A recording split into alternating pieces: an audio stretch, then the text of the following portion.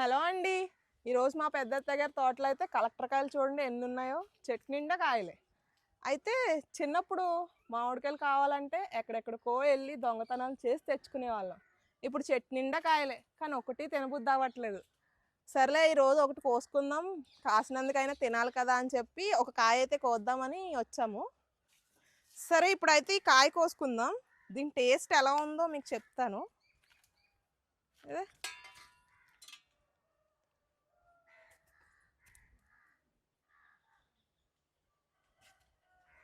దీనికి ఓన్లీ వాటరే ఇస్తారు వీళ్ళు, మా అందరిలాగా ఎరువులు గట్రా ఏం ఉండవు.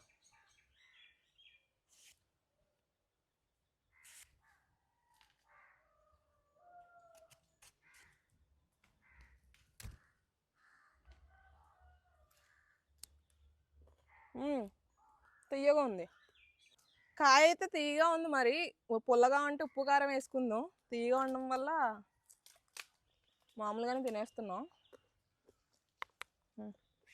బాయ్.